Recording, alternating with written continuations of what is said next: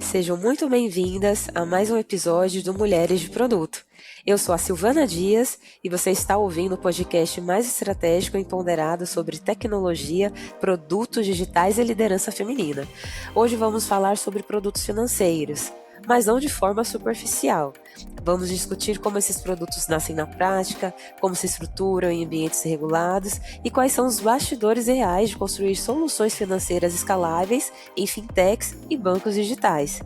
Se você trabalha com crédito, pagamentos, Open Finance ou qualquer produto regulado, esse episódio é para você. E antes da gente começar, vamos falar de quem está apoiando a evolução da comunidade Mulheres de Produto. Esse episódio é patrocinado pelo maior banco da América Latina, o Itaú. No Itaú, o cliente está no centro de tudo. É assim que o banco vem se transformando ao longo dos últimos 100 anos em uma das maiores referências em produto no país. Para sustentar essa evolução, o Itaú criou um jeito próprio de trabalhar com produtos, o jeito Itaú de produtar, que é o Product Operation Model do banco. Nada mais, nada menos como a forma em que o banco pensa, constrói e evolui seus produtos. O jeito Itaú de produtar cria um ambiente onde aprendizado faz parte da entrega. Testar rápido para ganhar velocidade, aprender com o cliente para chegar no produto certo, evoluir plataformas para escalar com eficiência e construir soluções que geram valor real para milhões de pessoas. E uma curiosidade para você. Hoje, o Itaú tem mais de 1.000 profissionais de produto, construindo soluções que impactam milhões de clientes todos os dias. Se você quer saber mais sobre como é trabalhar com produto no Itaú, acesse aí carreiras.itaú.com.br/produto. E para essa conversa, temos uma convidada com vivência profunda em plataformas financeiras complexas. A Adriana Rosário é head de produtos financeiros, com mais de 10 anos de experiência na liderança de produtos digitais voltados ao mercado financeiro, desde crédito, meios de pagamento, banking, securitização e tokenização. Ela atuou em empresas como Itaú Unibanco, PicPay, Serasa, Doc, Swap e Jeito, liderando desde discovery até delivery de produtos regulados, estruturando operações escaláveis e integrando áreas como risco, jurídico, tecnologia e compliance. Ela possui MBA pela FGV, em gestão e projetos, bacharel em administração, possui especialização em engenharia econômica e financeira e atua diretamente na mentoria e desenvolvimento de product managers no ecossistema financeiro. E também é embaixadora do Mulheres de Produto e líder da iniciativa de workshops. Dri, seja muito bem-vinda ao Mulheres de Produto. Estamos muito contentes de tê-la aqui. Ai, muito obrigada. Fiquei muito feliz pelo convite. Inclusive, você falando assim, eu me senti até importante. Obrigado pelo convite. Estou muito feliz de estar aqui. Ai, você é muito importante, sim. Dri, aqui eu falei sobre a sua trajetória, aquela apresentação, né, mais voltada, né, ao mercado de trabalho, mas a gente sabe que tem o ser humano por trás dessa descrição, né?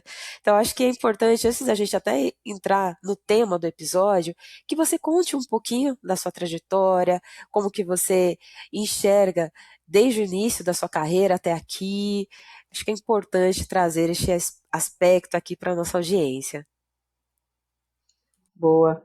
Bom, Sil, acho que se eu for falar um pouquinho da minha trajetória, eu comecei bem pequenininha, sendo analista em banco, passei por todas as cadeiras e fui crescendo ali de pouquinho em pouquinho. Eu sempre fui uma pessoa muito, que eu costumo até falar que eu sou nerd até demais, gosto bastante de ler, então eu sempre fui essa pessoa também que sempre foi atrás de entender como é que as coisas se encaixam, como é que eu construo as coisas.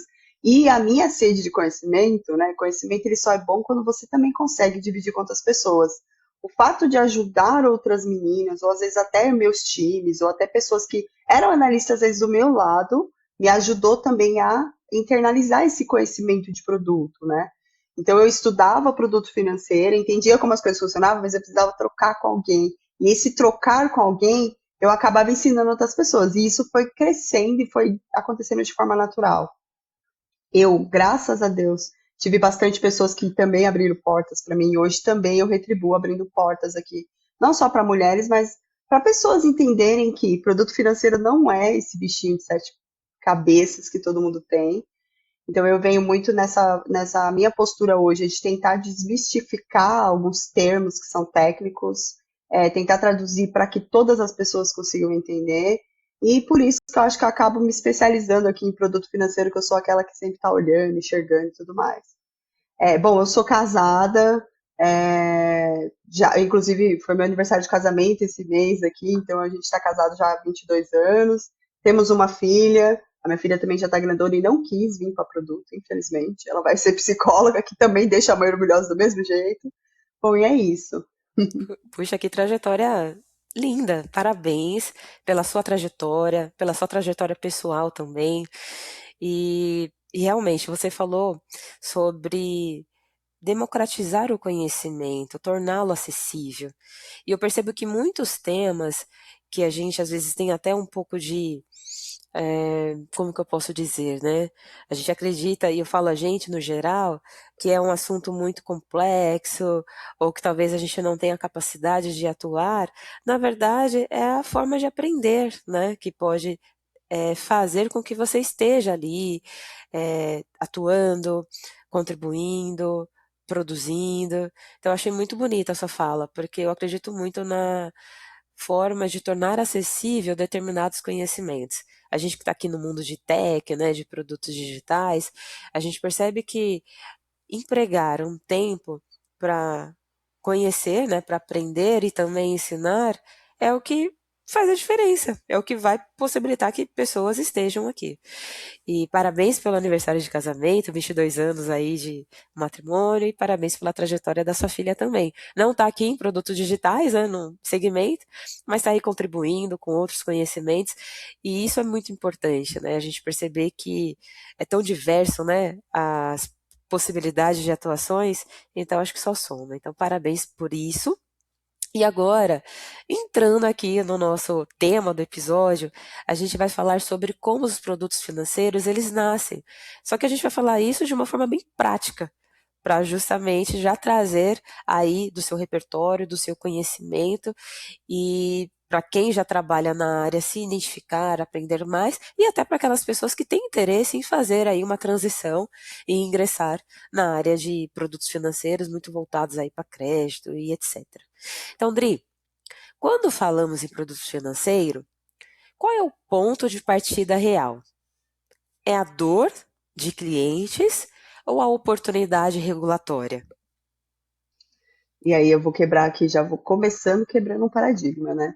Por mais que a gente saiba que a gente é de produto, a gente vem falando sobre dor, olha a dor, diferente do mundo de produtos digitais comum, no mercado financeiro, um produto normalmente ele não nasce apenas da dor do cliente, né? Ele precisa equilibrar três coisas que a minha experiência mostra que são três coisas ao mesmo tempo, na verdade, tá? Que é a dor do cliente, as regras regulatórias e um modelo econômico que feche.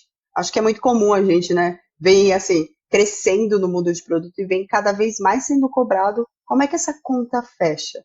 Então, esse modelo econômico, que esse produto financeiro tem que estar amarrado aqui, né? Aí eu vou te dar um exemplo simples, por exemplo. A gente vê muitas pessoas hoje querendo limite de crédito maior num cartão, num app de conta e por aí vai. Então, ela já é uma dor que existe, inclusive, no mercado, né? Mas, para a gente transformar isso em um produto, a empresa, na verdade, ela vai precisar responder algumas perguntas importantes, né? De onde vem o dinheiro que financia esse crédito, por exemplo? Qual que é o risco que eu vou ter com a inadimplência, nesse caso de crédito? Quais as regras do Banco Central que precisam ser atendidas? Então, o produto, ele só vai para frente quando essas três peças se encaixam, que existe demanda do cliente, que é a dor, o regulador ele permite que aquela operação e aquele modelo econômico que está fazendo sentido para a empresa seja operado, né, a visão sistêmica disso. Então, eu costumo dizer que esse produto financeiro, ele acaba sendo o ponto de partida e é sempre um problema do cliente, mas esse go no go do produto ir para frente, só se a gente entender se esse sistema ele vai trazer capital, eu vou avaliar esse risco, vou entender essa camada compliance e se essa operação ela para de pé de verdade, né? Porque hoje, assim, né, eu costumo até falar que tem bastante produtos criativos que a gente pode criar hoje, né? O Embedded Finance está aí para isso. Mas, no fim do dia, o produto financeiro, ele não é apenas só mais uma funcionalidade que eu vou colocar no app. Ele também acaba sendo uma camada de arquitetura de negócio, porque é aonde eu respondo o volume sistêmico dessa operação acontecendo. É a combinação, então, das duas frentes principais, né? A dor de cliente sustentada pela possibilidade regulatória, né? Então, realmente Exatamente. existe essa camada que não pode deixar de ser atendida, porque senão coloca em risco a suficiência da empresa ou pode comprometer Exato. até a existência financeira de clientes, né? Me lembro de trabalhar para uma corporação que sabemos, né, banco, né, como que o lucro acontece, mas eu percebia que, embora tivesse ali o apetite ao lucro, havia também uma preocupação em oferecer produtos que não comprometessem, inclusive, a saúde financeira das pessoas, né? Então, acho que, claro, tem empresas e empresas, a gente sabe que tem aí cenários muito distintos, né? Mas eu acho que ter esta leitura, esta preocupação em relação à dor de clientes, às possibilidades existentes e fazer tudo isso de uma forma responsável, favorece o ecossistema como um todo, certo? E, Exatamente, exatamente. e evita, né, problemas maiores, né? Acho que a gente está passando por episódios, né, aí super chamativos até na mídia em relação a como algumas empresas, né, têm operado e tudo mais, de forma financeira falando, propriamente dita, e como a responsabilidade ela é essencial, né, para que não comprometa, inclusive, aí a segurança de clientes. Então, aqui você já me respondeu, né, que para nascer Uhum. um produto financeiro, essas duas camadas precisam estar interligadas. E existe esse equilíbrio, Exatamente. né, entre as exigências, né, do Banco Central, CVM e viabilidade tecnológica. E aqui, Dri, como que é fazer isto acontecer, este equilíbrio? Então, tem a necessidade de clientes, a necessidade de negócio, tem as exigências do Bacen, o Bacen é o Banco Central, a CVM, que é a agência que regula, né, o mercado financeiro, e tem a viabilidade tecnológica. Como é na prática? Você contou que é preciso que essas partes estejam aí conectadas, mas no dia a dia, como que é este funcionamento? Em produtos financeiros, o equilíbrio ele vem muito da gente trazer as áreas certas para conversar desde o início, né? Aí eu vejo até que tem um erro muito comum, que é o time de produto desenhar, às vezes, toda a solução e só perguntar depois para o jurídico e para o compliance se aquilo pode ou não existir, né? Em ambiente regulado, isso costuma gerar retrabalho, porque muitas das vezes eu estou com uma velocidade muito maior do que eu quero, só que se o meu jurídico e o meu compliance falar que eu não vou poder operar daquele jeito, não adiantou eu correr com aquela solução, né? Então, quando o risco jurídico e compliance já entram no discover desde o começo, eles param de ser esse departamento que vai falar não para a gente de produto e começa a ser coautor na nossa solução. Então, na prática, eu gosto muito de trabalhar com 3 perguntas desde o começo, né? Que é, qual o risco que eu estou assumindo aqui? Né? É um risco de crédito? É um risco de fraude? Lavagem de dinheiro? Risco reputacional? E outros riscos que às vezes eu nem conheço e que a área de risco vai apontar para mim. Como é que eu mitigo isso? Né? Qual que é o plano aqui? Posso ir para frente? Não posso? Quem assina esse risco? Quais são os planos de mitigação desse risco?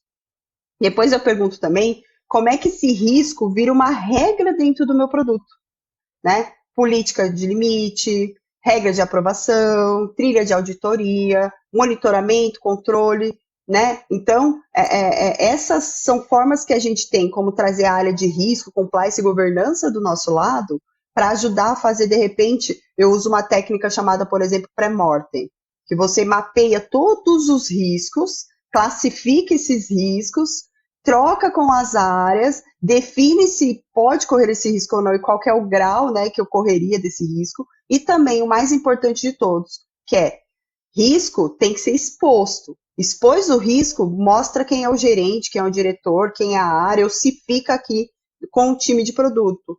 Porque aí eu sei exatamente que se acontecer algo, ou um possível processo que eu tenho que criar, essa área vai me ajudar a criar. E aí ela entra como coautora comigo nesse produto, né? Eu vou dar um exemplo simples, né? Eu gosto bastante de trazer exemplos, tá?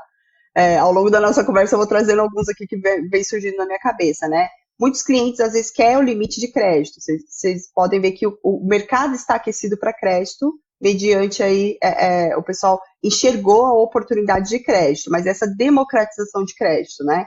Então, hoje, muitos clientes querem esse limite de crédito maior dentro da sua conta ou carteira, né? A dor do mercado existe, mas para transformar esse produto, a empresa ela precisa entender se o risco é aceitável, se está dentro das regras do Banco Central, se o modelo econômico faz sentido para o negócio, e aí, no fim, essas decisões vão virar essas regras que eu estou falando para você do seu produto aqui, né? Qual que é a política de crédito desse produto? Qual que é o limite que eu vou aplicar? Vai ser dinâmico, não vai ser?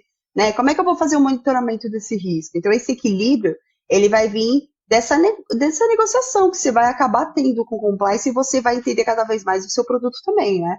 Porque eu costumo até falar, operar com produtos de crédito é desafiador e existem inúmeros produtos. Para cada um desses produtos existem regras, políticas, limites e toda a gestão e governança que você tem que fazer junto. E se você trazer essas áreas que regulam, essas áreas que já estão acostumadas desde o começo, você já está ciente de que sua arquitetura vai corresponder àquilo também.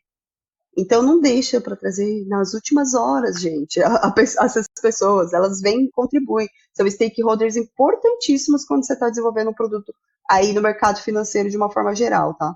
Tá. Não, e você trouxe já um ponto que a nossa audiência está até mais habituada, né? Processo, né? Então, o processo de discovery bem estruturado e ele sendo realizado no momento adequado, evita desperdício financeiro, traz mais velocidade, porque imagino que quando as áreas necessárias não são envolvidas do começo, não necessariamente vai possibilitar só a criação daquele produto. Às vezes vai ser alguns ajustes que precisarão ser feitos. Ajustes que, se tivessem sido apresentados desde o início, né, do processo, já teria nascido de uma forma estruturada e mais rápida, né? Então, acho que isso é muito importante, este exemplo que você trouxe, porque demonstra a importância de um processo, né? Eu acho que para criação de um produto, aqui a gente está falando de produto financeiro, como é que o momento adequado e o envolvimento das áreas corretas traz mais assertividade, né? Evita, como falei, prejuízos financeiros ou até riscos, né? No sentido de algo ser lançado de uma maneira que não seria a mais assertiva. Porque eu sei que toda essa parte de política, né, de crédito, que essa construção, né, que são essas regras que são colocadas, elas em alguns momentos, se não atendidas, o produto nem pode ser lançado, certo? Porque é um produto Exato. altamente regulado. Mas queria até te ouvir, Dri. Você tem alguns casos também que o produto, ele é possível naquele formato que ele foi desenhado, mas se ele tivesse tido a influência das áreas necessárias, ele poderia ter um ciclo de vida melhor, sabe? Não sei se eu estou conseguindo me explicar. Ele é permitido, ele não está infringindo nenhuma regulação, mas como ele não teve envolvimento das pessoas especialistas, né, das áreas especialistas, ele nasce de uma forma que não é tão eficaz. Existe isso, Dri? Existe, existe. Eu vou te trazer produto de crédito, que é o gancho que a gente está agora. Produto de crédito, para que eu opere um produto de crédito, eu tenho uma licença que eu retiro, que é a licença da Sociedade de Crédito, a SCD, né, a famosa no mercado, mas existem outras licenças também. Cada licenciado desse, ele é obrigado a fornecer para o Banco Central alguns relatórios contábeis e estatísticos.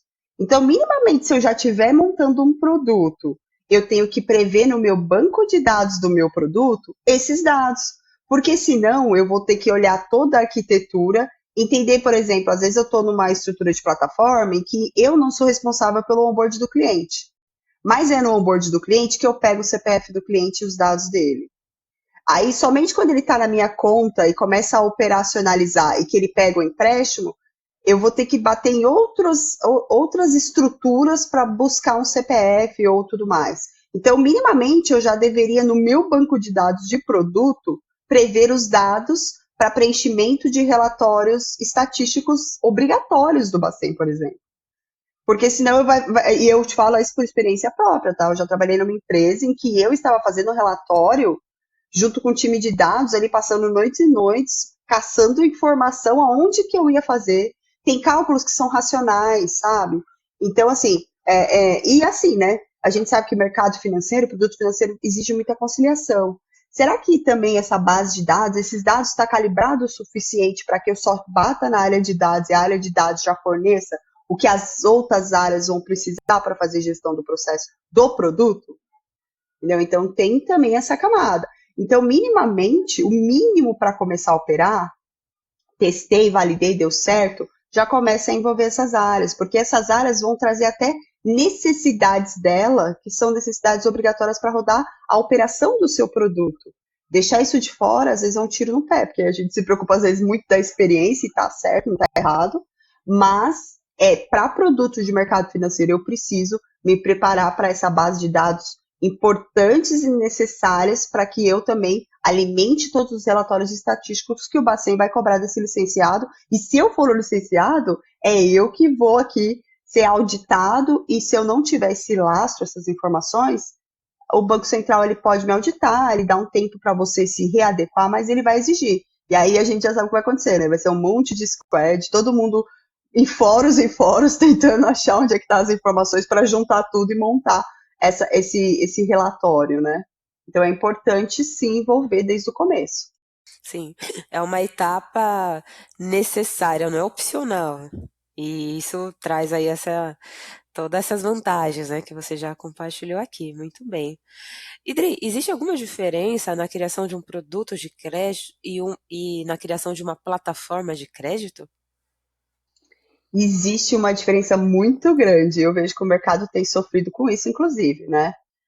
Primeiro, entender que isso muda completamente a forma como a gente pensa em produto no mercado financeiro, tá?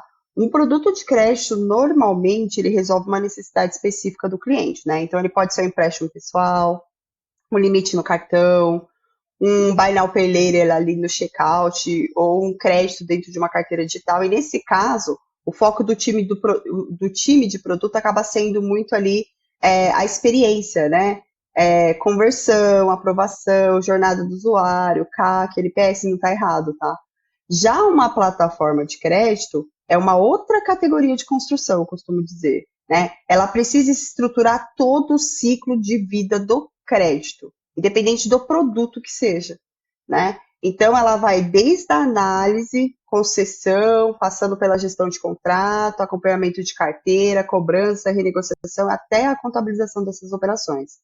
E isso muda completamente o jogo, né? Eu já trabalhei em empresas que eram infraestrutura, que vendiam o Credit as a Service, que é o CaaS, né? E eu vendi essa infraestrutura de crédito justamente para empresas que estavam montando fintech e startups. Então, eu precisaria entender esse ciclo de vida inteiro aqui do crédito, por quê? O cara do lado dele está montando qualquer produto de crédito. Uma plataforma, ela vai operacionalizar qualquer produto. Se for Buy Now Pay Later, ele vai conseguir configurar. Se for um empréstimo pessoal, vai conseguir configurar. Se for limite do cartão, vai conseguir configurar. Então, ela é uma camada que atende completamente todo o ciclo de vida do crédito aqui, tá? E isso muda realmente completamente o jogo, porque o crédito, ele não é apenas um produto que a gente está lançando, né? Ele é uma operação financeira inteira, né? Contínua. Então, ele precisa funcionar bem amarrado, né, as coisas, né? Em situações mais complexas, por exemplo, como aumento de inadimplência, fraude, mudanças regulatórias e variações de custo de fundo, a plataforma ela dá um patamar melhor aqui para que esse produto seja operado. Se eu fico tratando o produto de crédito sem olhar todo esse ciclo de vida, eu acabo gerando retrabalho, né, e começa ali ter uma arquitetura que não vai ser responsiva, né, o sistema ele precisa registrar cada decisão, ele precisa manter as trilhas de auditoria, ele precisa manter os eventos de conciliação. A operação, então a gente vai precisar estruturar cobrança, renegociação, gestão de carteira, acompanhamento de performance dessa carteira ao longo do tempo, e modelo de negócio também, né? Porque muitas vezes entram múltiplos credores aqui, né? Então, eu tenho diferentes produtos de crédito, cada um com suas regras específicas por segmento de cliente, e tenho estratégia de risco distintas, né? Então, por isso, quando uma empresa amadurece no mercado, ela deixa de pensar apenas em lançar um produto de crédito, ela começa a construir toda uma infraestrutura para operar crédito de forma consistente, assim como aconteceu com o Banks as a Service, o BaaS, né? Foi se criando estruturas inteiras, né, para conseguir suportar de forma consistente e escalável, né? O produto que o cliente vê na ponta é uma coisa, mas existe toda uma plataforma por trás ali que precisa sustentar toda essa operação financeira. Então é correto dizer que um produto de crédito, ele faz parte de uma plataforma de crédito. Ele pode fazer parte de uma plataforma de crédito Ele e não o pode, isso, ele contrário, né? pode. Ele pode. Exatamente, ele Então, pode. para que a nossa audiência consiga perceber, né? Se fosse uma É isso. escala, um produto de crédito pode fazer parte de uma plataforma de crédito, que pode Exatamente. abranger múltiplos produtos de crédito. Seria mais ou menos isso, né? Exatamente. É Um exatamente isso. guarda-chuva, né? Tá. Exatamente isso. Muito bem. Idri, agora pensando aqui nas diferenças sobre um produto viável e um produto escalável. Então, às vezes a gente tem ali uma ideação, pensando que o processo de discovery foi feito de maneira bem assertiva. Como escalar este produto, né? O que que faz com que isso seja melhor trabalhado? Então, eu tenho a viabilidade, eu já provei isso, né, através dos processos de discovery, mas como que eu faço com que isso se torne escalável também? Ou, nas experiências que você vivenciou, a partir do momento que um produto se prova viável, ele já tem a capacidade de escalabilidade. A partir de que você já tem esse MVP financeiro, né? Sim. Isso. Normalmente o MVP financeiro, para produto financeiro, eu costumo dizer que ele valida duas coisas. Se o cliente quer aquele produto e se a jornada está funcionando. Aí eu vou te dar um exemplo, tá? Um banco digital que lança um piloto de crédito dentro de um aplicativo, às vezes do próprio aplicativo dele, só para entender se os clientes vão usar, tá? Ali a gente pega qual que é a taxa de aprovação, se a experiência está fazendo sentido. Então, nesse estágio, o objetivo é aprender rápido mesmo. Então, ele vai testar demanda, comportamento, aceitação do produto e tá ok. O desafio começa realmente quando ele quer escalar. Por quê? Quando eu estou falando em produto financeiro para escalar, significa que eu não é só ter usuário, significa que eu preciso operar volumes maiores de dinheiro, de risco, de transação e de segurança e controle, tá? Então, para algumas estruturas, passa a ser fundamental olhar não só toda essa viabilidade de risco, né? Entender melhor quem deve ou não deve receber esse crédito, ajustar as regras conforme o comportamento dessa carteira vai crescendo, né? O segundo seria, acho que essa camada de estrutura de funding e modelo econômico, né? Porque garantir que esse capital que financia esse produto financeiro ele é sustentável e que a margem continua positiva mesmo ele crescendo, tá? E eu tenho um terceiro ponto que seria a infraestrutura operacional e financeira, né? Conciliação de transação, monitoramento, cobrança, renegociação, gestão de inadimplência. Um bom exemplo são essas carteiras digitais que começaram oferecendo pequenos limites de crédito para testar.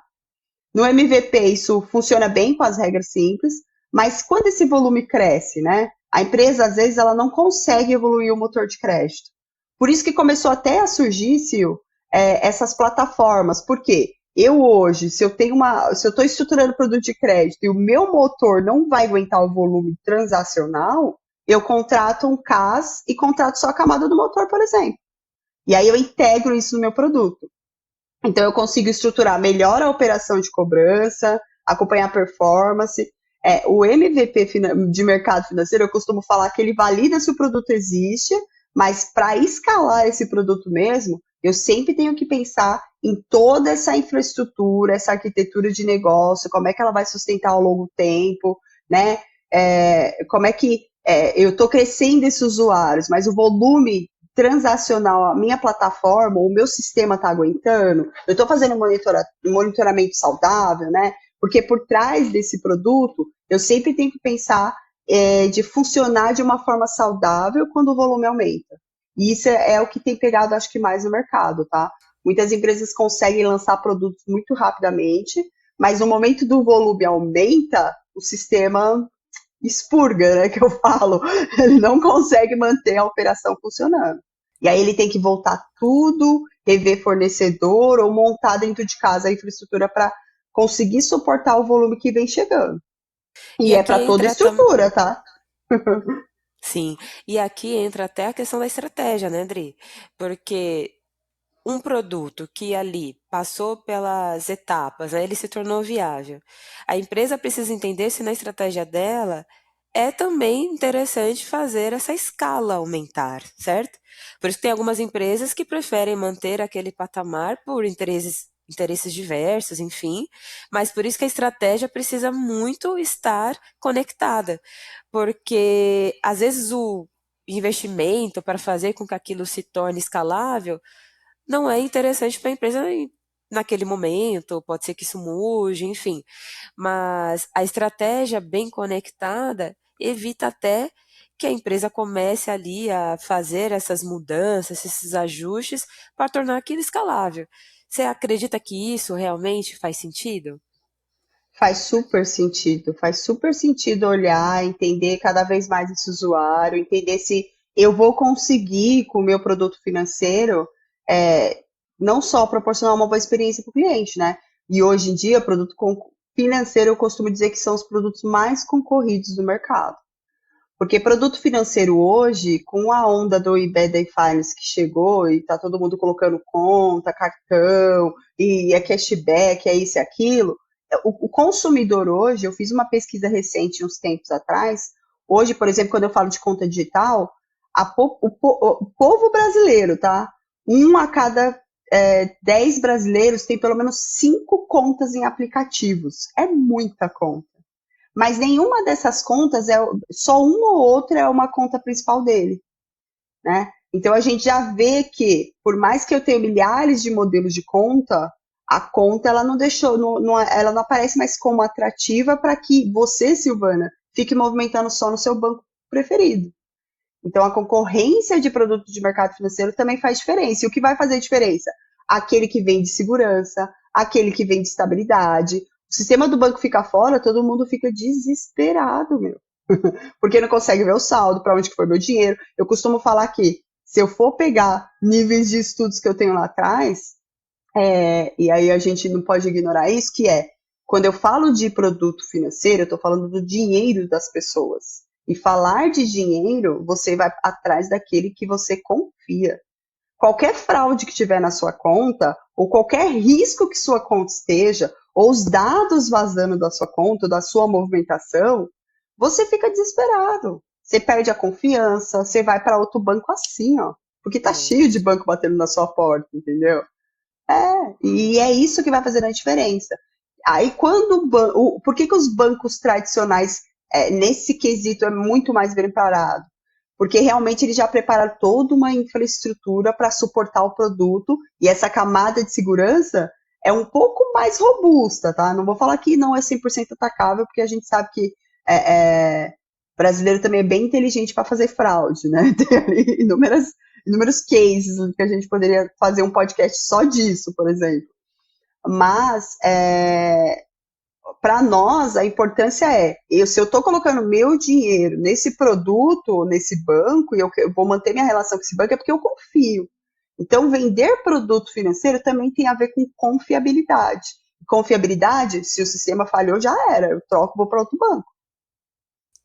É muito sensível, né, este tema.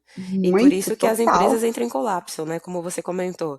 Se a pessoa acessa o seu banco, um dos bancos que a pessoa tem, ela não consegue ver o saldo, o nível de insegurança aumenta de uma proporção que a confiança com aquela instituição ela é quebrada e às vezes ela não é retomada, ela não é restabelecida. E a pessoa hoje, com a competitividade que existe, é, realmente não tem mais aquele vínculo que as pessoas bancarizadas anteriormente tinham, né? As pessoas tinham muito aquela relação de muitos anos com a instituição, tinha aquela fidelidade, né?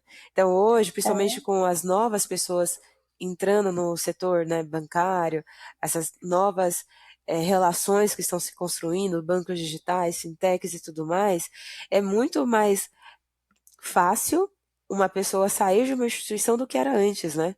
Então, antes tinha aquele vínculo até que não era apenas. Tinha até um vínculo emocional, né? Hoje não. Então, se eu não estou sendo atendida da maneira como eu gostaria aqui, eu vou procurar outra instituição que vai me oferecer. Eu acho que, por um lado, faz com que as empresas pensem em formas de se tornar cada vez mais competitivas, e isso vai favorecer as pessoas, né? E, por outro lado, eu percebo o desafio que é, né? Manter clientes fiéis, né?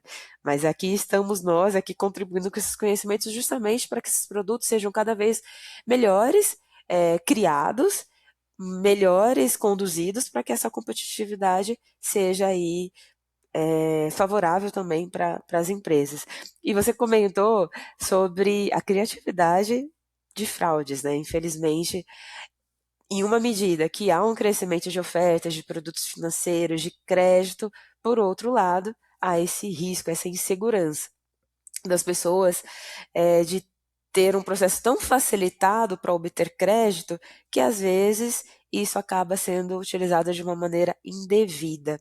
E aqui eu queria fazer uma pergunta para você sobre como é isso na prática, né? Porque eu tenho que criar um produto de crédito acessível, que seja fácil de contratar, mas eu tenho que pensar também na segurança dessas pessoas, clientes, né? Então, como que isso é feito? Porque eu não posso facilitar a tal modo que outra pessoa tome crédito de uma maneira ilícita, né? Como que é isso, Dri? Normalmente a gente já tem que começar a pensar aqui nessa camada compliance o máximo possível, ter bons parceiros aqui de segurança também da informação, porque eu acho que também tem essa camada de questão de vazamento de dados, tudo. Mas eu acho que para o cliente, principalmente, a jornada sempre tem que ser simples, né? Porque eu acho que um modelo de risco bem estruturado, aquela experiência perfeita, realmente ela pode virar um problema pro negócio, né? Eu vou te dar um exemplo comum ali que hoje, por exemplo, realmente com essa democratização que vem acontecendo do crédito, tá muito fácil hoje a aprovação de crédito, tem aumentado bastante a conversão e a satisfação dos usuários no curto prazo. Só que essas regras de riscos, elas têm que ser calibradas, a gente tem que passar por várias aprovações, qual aprova, qual não aprova, qual que é o risco. O produto ele pode começar a gerar uma carteira, às vezes com uma inadimplência muito alta, meses depois. Eu costumo dizer que produto de crédito, por exemplo, ele tem uma característica muito importante que é os efeitos de decisões que só aparecem com atraso, né? Uma decisão de concessão que hoje eu estou realizando, ela só vai me mostrar nos meus relatórios que ela é ruim depois de vários ciclos de pagamento, muitas vezes, né? Por isso que em produto de crédito o equilíbrio está entre você construir essa jornada simples para o cliente, mais sustentada, de repente, por um modelo de risco e um modelo econômico que feche no longo prazo, né? Porque produto de crédito, a gente também tem que assumir essa camada de inadimplência, né? No fim, o cliente ele vai realmente ali em alguns cliques contratar, mas por trás existe todo um sistema de decisão ali que vai garantir que esse crédito seja saudável, tanto para o cliente quanto para a instituição também, porque senão a conta realmente não fecha, tá? E é muito perigoso isso. Então, é comum acompanhar essa carteira de crédito, entender como é que está as taxas de juros, entender se os países estão em guerras, como é que essas coisas estão acontecendo, porque tudo isso influencia.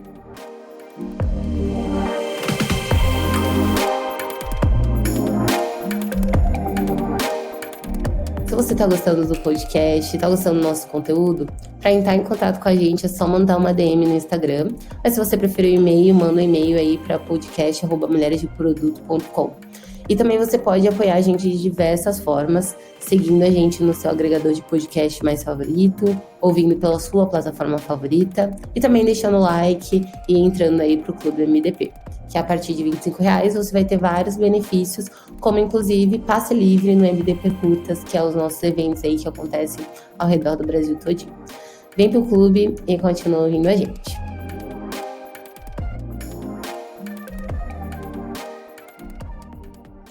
pensando nestes números, nestes dados, qual é a métrica que realmente importa, então, para produtos de crédito? Imagino que não seja apenas uma, imagino que seja algumas, mas o que torna um produto de crédito saudável, no sentido de estar sendo rentável para a empresa e esteja atendendo aí, claro, se está sendo rentável para a empresa, acho que a gente já tem uma pista, né? A gente já tem ali uma possibilidade. Mas quais métricas são mais importantes de serem avaliadas para entender se a empresa tem ali o resultado alcançado e se está resolvendo dores de clientes? Normalmente em produto financeiro, a gente precisa olhar ali o produto também como um pequeno negócio dentro da empresa, tá? Então a gente precisa entender claramente como é que ele gera receita, quais são os custos, se existe aquela operação, se sustenta ao longo prazo. Então, assim, muito diferente de produto digital de prateleira, onde a monetização a gente acaba vindo depois, e produto financeiro a gente tem sempre que amarrar esse modelo econômico junto. Ele precisa estar claro desde o início, tá? Porque cada transação acaba envolvendo dinheiro, risco e custo de capital. Eu normalmente separo assim, eu faço até um painel que eu separo em três grupos, tá? Eu coloco primeiro as fontes de receita, né? Que pode vir de juros, de tarifa, interchange, de cartão, fee de transações. Segundo, eu ponho custos diretos, né? Como é que é esse custo de capital que está financiando aquele produto? Para perdas ou para fraudes. E terceiro, que seria esse custo operacional, né? Que inclui toda essa camada de tecnologia, atendimento, antifraude, compliance, toda essa estrutura necessária para operar aquele produto e serviço, tá? E por isso que acaba a gente precisando olhar essas métricas para equilibrar essas três coisas ao mesmo tempo, que é crescimento, qualidade e sustentabilidade de negócio, né? Um erro comum é, inclusive, olhar só para a métrica de crescimento, tá? O número de conta, é muito comum, eu vejo o mercado vendendo, né? Diversas empresas que eu já passei, a gente faz isso também, tá? Número de conta aberta, volume transacionado, quanto de crédito que eu liberei. Essas métricas, não vou falar para você que elas não são importantes, elas são, mas sozinhas, elas só mostram que seu produto está saudável.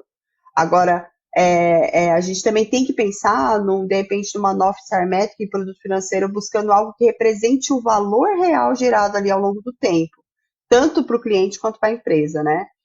Aí, por exemplo, eu normalmente direciono os times a olhar aquisição de cliente, aumento do uso do produto, calibrando, ajustando políticas de risco, melhorando monetização.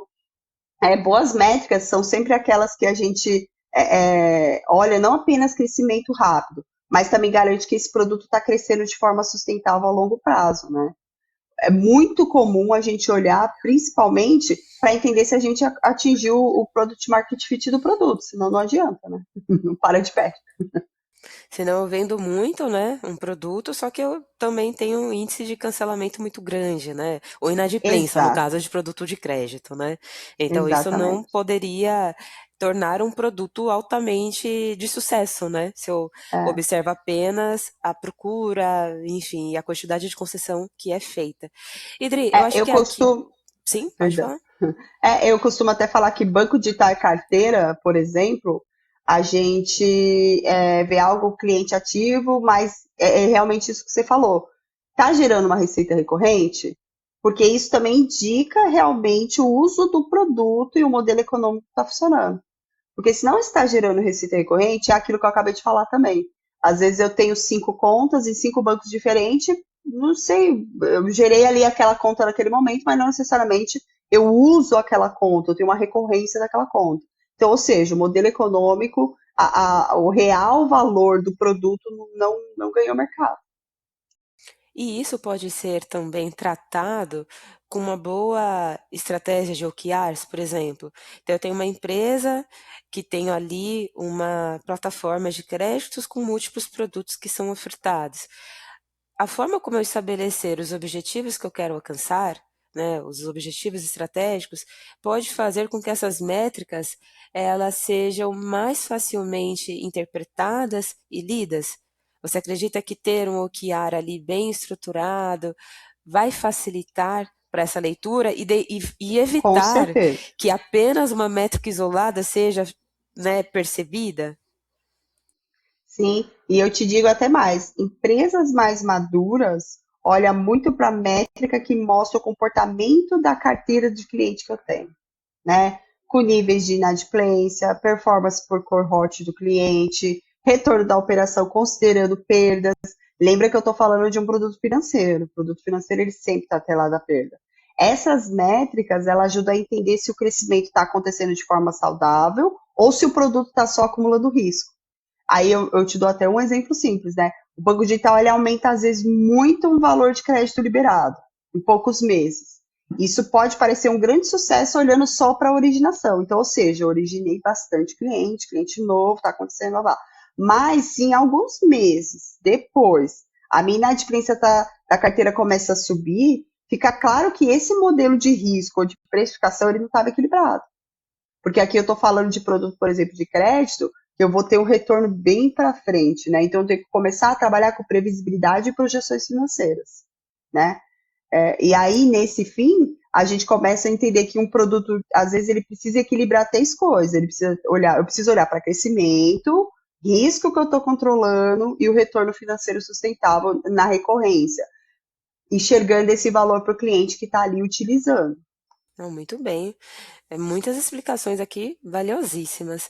E aqui, caminhando para um outro bloco, né, da nossa entrevista, você comentou bastante sobre este produto financeiro em ambientes regulados. Queria te ouvir, Dri. Você acredita que um produto financeiro ele exige mais maturidade emocional de PMs? Eu acredito que sim. Produto financeiro normalmente ele exige um nível maior de maturidade emocional, porque decisões têm consequências mais amplas, às vezes demora até para mostrar efeito, né? Em muitos produtos digitais, a gente consegue testar uma funcionalidade para lançar uma pequena base, rapidamente medir impacto. Quando eu estou falando de produto financeiro, principalmente o de crédito, as decisões que envolvem dinheiro, risco e responsabilidades, os resultados dessas decisões eles podem aparecer meses depois. Então, por exemplo, mudança de política de crédito, regra de aprovação, aumento de conversão de curto prazo, esse PM que acaba cuidando de produtos financeiros, ele lida constantemente com vários trade-offs entre áreas diferentes, né? Experiência do cliente, risco, regulação, sustentabilidade de produto. Então, existe aqui, não vai existir nunca uma resposta perfeita, mas existe uma relação de equilíbrio. E por isso a maturidade emocional aqui, eu acho que muito nesse contexto, de lidar com pressão, tomar decisão, ser responsável, sustentar, né, as escolhas estratégicas com resultado que leva às vezes um pouco mais de tempo para aparecer do que de repente esses produtos que são só produtos digitais não voltados tanto para o mercado financeiro, né? O PM de produto financeiro ele acaba não só lançando uma funcionalidade, né? Ele acaba ali tomando atitudes que às vezes impacta realmente em dinheiro, confiança, toda a sustentabilidade do negócio ao longo prazo. Era isso que eu queria comentar, né, Dri? Porque as consequências de um produto mal estruturado financeiramente são muito grandes, né? Porque é um ambiente altamente regulado. Claro, produtos financeiros, produtos digitais como um todo, têm consequências se é mal estruturado. Mas aqui, a provocação, e principalmente pensando no contexto, é quando tem regulamentos que precisam ser seguidos, né? Essas exigências regulatórias, qualquer falha no plano de execução pode colocar em risco até a instituição, né? Então, por isso que a maturidade, Exato. né, da pessoa que está ali exercendo o papel de PM, ela é essencial para que seja possível, mesmo com alta regulação, haja possibilidade de ter uma estratégia criativa, alguma coisa que seja ali, é o meio termo, né? Então eu tenho, de um lado, um ambiente altamente regulado e, por outro lado, uma profissional que pode exercer também, com o repertório que ela construiu, algo que seja estratégico e consiga unificar essas duas possibilidades, né? Então, isso traz aí a necessidade de uma maturidade para conseguir construir algo de um ambiente tão complexo como esse, certo? que é procurar trazer essa Exatamente, vantagem competitiva.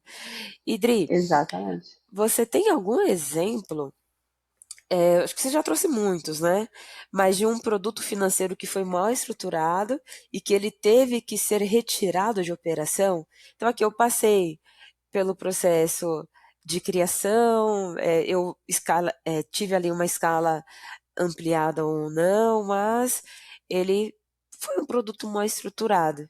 E ele teve, né, que ser retirado, não precisa citar nomes, obviamente, mas você teve algum exemplo que você acompanhou a desativação de um produto e não porque ele teve ali o vencimento, porque tem produtos que vão inevitavelmente morrer, né? Porque uma necessidade já não existe mais e tudo mais. Mas de um produto que apenas por essa razão, né? Foi ali uma falha na estruturação dele, ele foi lançado, mas ele teve que ser aí descontinuado. Você tem algum exemplo disso na sua trajetória que você vivenciou, que você observou?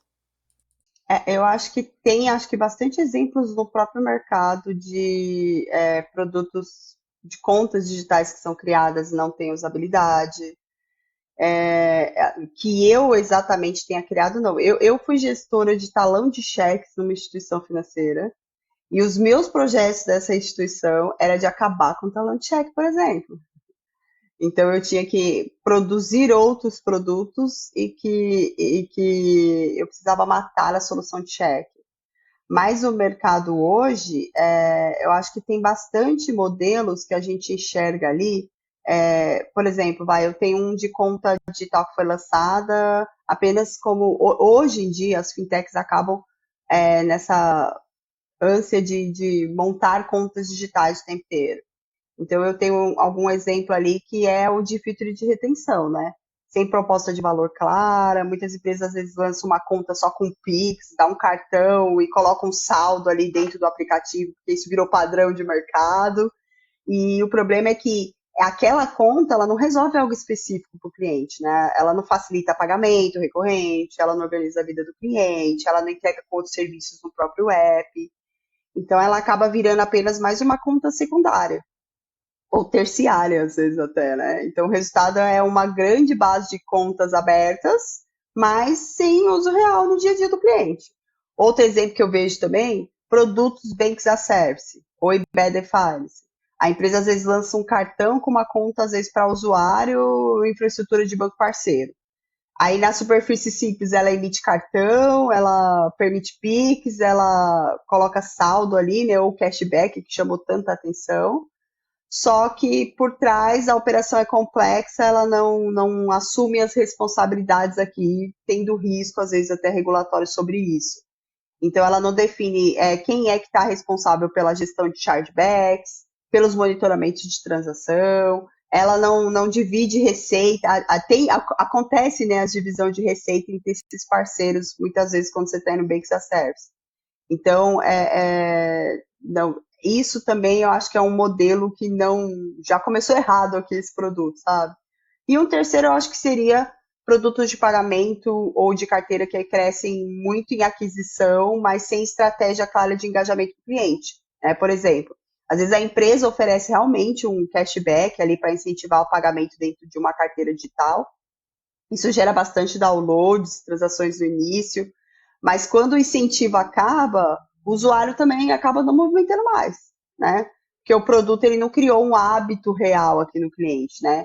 Então, assim, esses exemplos, eles acabam mostrando algo importante, que o mercado financeiro, o produto, ele não pode ser só pensado apenas como uma funcionalidade dentro do aplicativo. Ele precisa ser realmente desenhado considerando proposta de valor para o cliente, porque é aquilo que a gente até estava discutindo aqui. A competitividade de contas digitais, de pagamento, hoje qualquer app que você tem no seu celular e que não faz um pagamento, ou você não consegue fazer um Pix, ou ele não te prepara para você fazer alguma operação financeira, e depois você não volta mais para utilizar para nada, né? Então o negócio ele não fica sustentável, a operação ela não está nem às vezes preparada para escalar justamente por isso, né? Então vender cashback ou vender features desse sentido, eu acho que não é mais um momento de atração para clientes aqui mais. Acho que a gente tem aqui uma falha de produto que essas fragilidades, com o tempo, vai ser uma conta que a pessoa vai consultar lá depois, no começo de ano, né? O CCS para fazer o imposto de renda e vai ver que tem uma conta aberta no XPTO Fintech e vai pedir para encerrar. Porque é só mais meu dado que está correndo ali no mercado, mas eu não estou usando produto nenhum.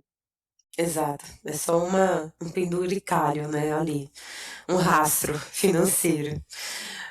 Bom, Dri, agora a gente já está quase no final do episódio e vamos falar um pouco do futuro dos produtos financeiros.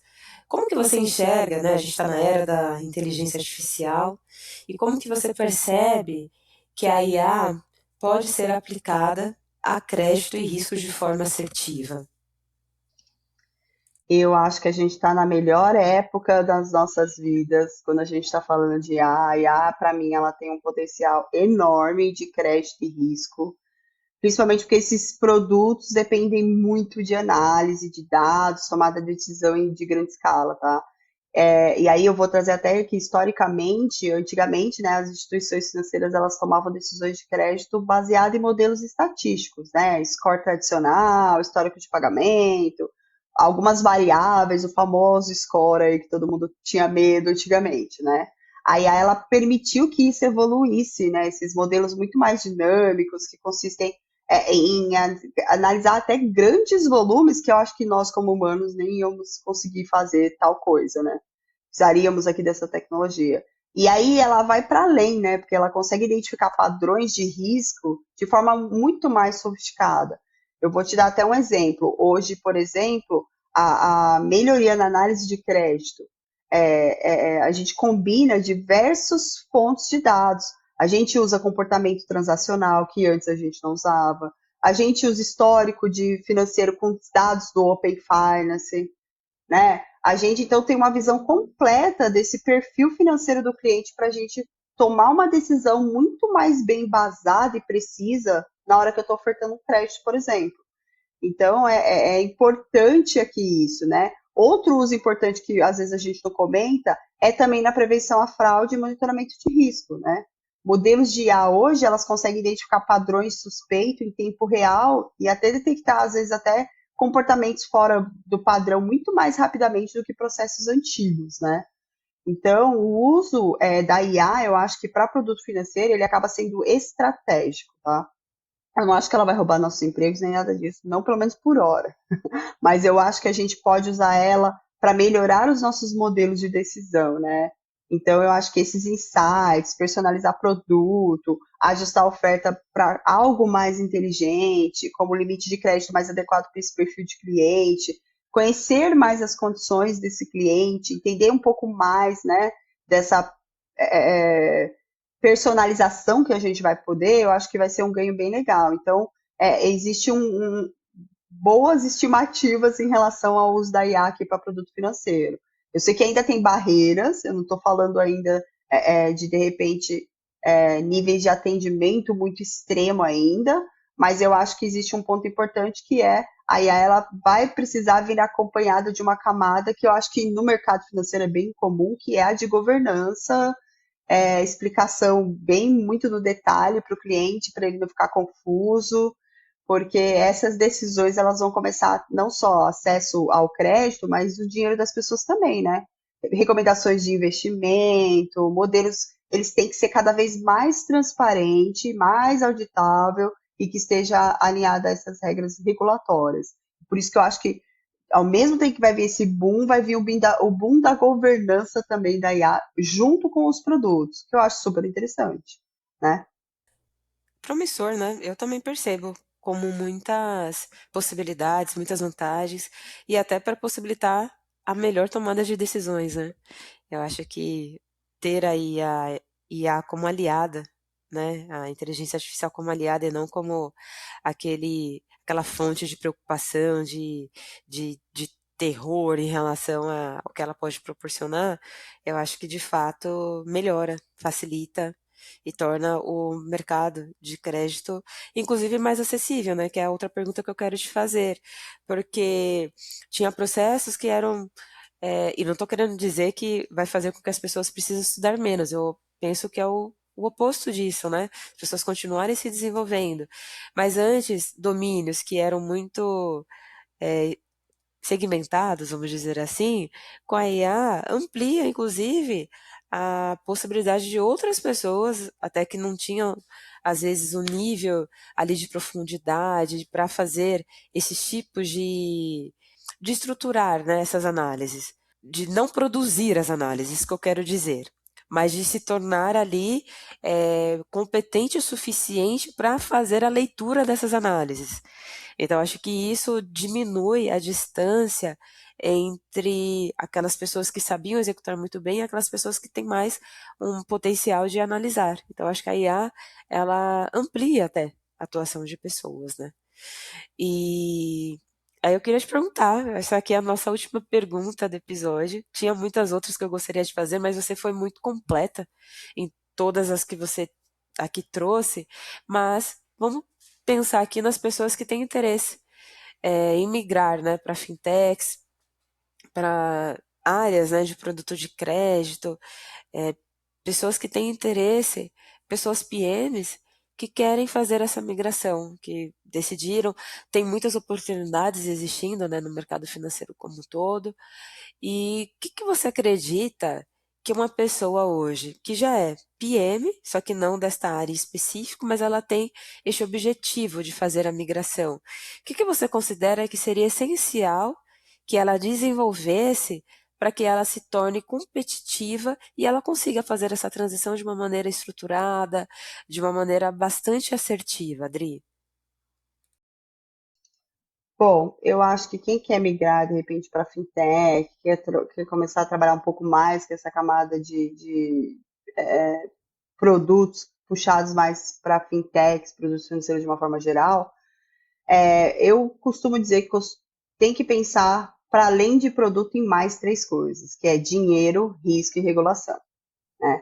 Eu costumo dizer que para trabalhar precisa aprender uma coisa que muitos PMs às vezes não precisavam, que é pensar no dinheiro, que eu estou pensando numa solução de dinheiro e preciso gerar dinheiro. Então, eu preciso pensar em dinheiro, gente. Dinheiro, risco, regulação ao mesmo tempo. Porque produto financeiro, ele acaba não sendo só a experiência do usuário. Ele também é um modelo econômico, né? Ele exige sustentabilidade da operação, responsabilidade regulatória, é aquilo que você falou. Às vezes a fintech, ou às vezes ele tirou uma licença nova. Então, ele não está só lançando uma funcionalidade. Você está criando algo que está movimentando o dinheiro de verdade do seu cliente e você tem que pensar como isso complementa a sua forma de pensar produto. Então, eu diria para aprender a entender aqui o modelo econômico de produto, de onde vem a receita, qual que é o custo desse dinheiro, qual que é o risco que a empresa assume, quais são as licenças que a empresa que eu trabalho tem, que podem operar, né? Entender isso vai ficar muito mais fácil de você tomar boas decisões para produtos, por exemplo, para fintech, né?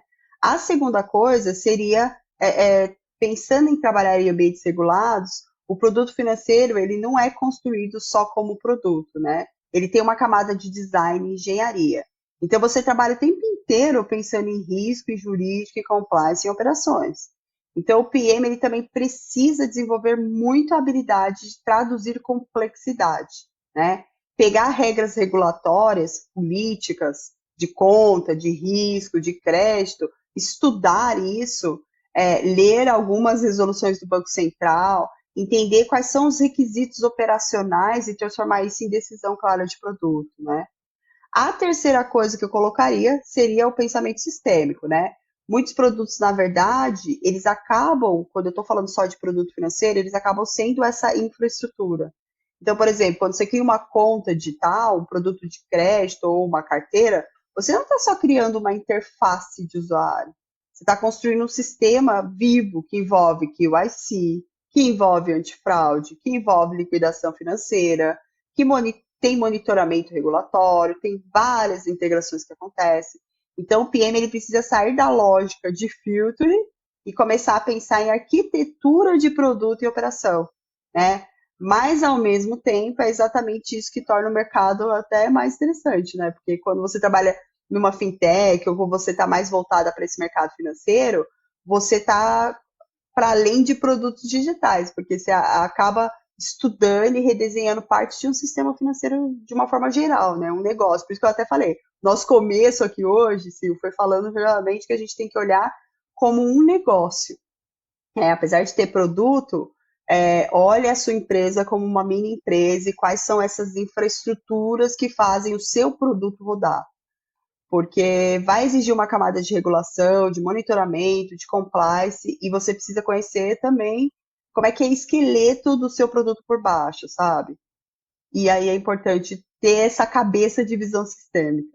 E você, Dri, mentora pessoas sobre este tema, né? Então, conta pra gente como tem sido essa experiência, o que você tem observado, quais são os melhores resultados que você já acompanhou, mentorando pessoas, e se você tem alguma dica aí de como as pessoas podem, mesmo sem contar com uma mentoria, é, além do que você já trouxe, que foram coisas muito importantes, se desenvolver aí para se tornar um PM de crédito.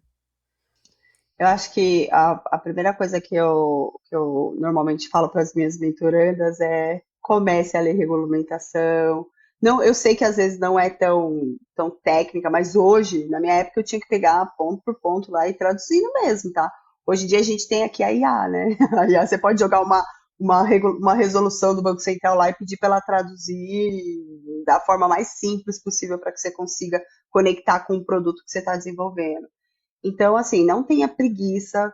Produto regulatório, produto financeiro, de uma forma geral, a gente tem que ficar ligada no mercado. O Banco Central tem surgido muitas resoluções, tem muitos grupos de apoio. Normalmente, as minhas mentorandas, eu começo a trazer desde o comecinho a história do sistema financeiro, porque eu acho que é importante você entender que no sistema financeiro existem vários tipos de mercado. Qual que é o mercado que você opera? E dentro do mercado que você está trabalhando, ou que você está desenvolvendo produto financeiro, o que você precisa estudar mais para ampliar a sua visão de sistemas aqui, né? Tem os reguladores, entenda quem são os reguladores. Aí, normalmente, na mentoria eu tento trazer, assim, esse produto que a pessoa está desenvolvendo, ou está tocando, para ela entender quem são os órgãos reguladores, quais são as mínimas resoluções que ela precisa entender daquele produto, justamente para dar um pouco mais de bagagem do sistema financeiro. Hoje está bem mais simples, né? Porque a gente consegue hoje ter essas mentorias, né? Tem um monte de mulheres incríveis hoje no Mulheres de Produto que também dão mentoria tanto quanto eu. Eu acabo puxando mais para essa camada de mercado financeiro. Tenho dado bastante mentorias de produtos financeiros como um todo, principalmente voltados para a fintech. Como é que a gente cria essa sacada rápida de better finance dentro de uma solução? Tento traduzir, porque muitas das meninas já estão hoje trabalhando com produto financeiro, mas não entendiam que era um produto financeiro. Meio de pagamento, gente, boleto é um produto financeiro, cartão é um produto financeiro, né, contas são produtos financeiros, e ainda tem pessoas que não entendem que tudo isso é o sistema financeiro. Então, eu tento traduzir isso de uma forma mais simples, para ela cair um pouco as fichas, indico livro, indico cursos, e aí a gente vai trocando.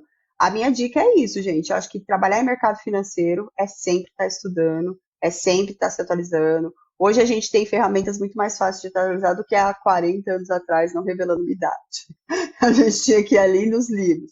Hoje você tem YouTube, hoje tem o Grupo Mulheres de Produto que apoia, tem outros grupos que apoiam. Então, meninas, aproveitem esses eventos, aproveitem pessoas falando sobre isso, escuta, não gosta de ler? Vai para os podcasts, tem hoje inúmeras formas de aprender, né? A gente começou, né, Sil, falando também sobre aprendizado, e hoje é isso.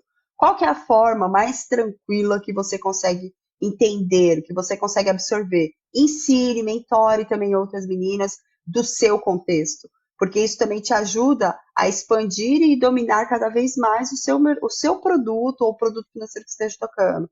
Porque é isso, né? Hoje eu só consigo falar dos produtos que eu toquei, porque grande parte deles eu desenvolvi do zero, às vezes. Como também já peguei produto que foi desenvolvido por outra pessoa e tive que voltar e fazer o passo de formiguinha e mapeando o processo, mapeando o produto, entendendo os gaps que foram para conseguir sair do lugar. Então, isso tudo foi me dando bagagem. mas estudar também faz muita diferença. Então, hoje tem muitas literaturas muito legais, mas mais do que isso, procure o método que funciona para você, porque hoje também tem diversos meios de comunicação ali para você conseguir se atualizar e sair um pouquinho na frente aí da galera que às vezes procura uma coisa mais superficial. Muito bem, muitas dicas.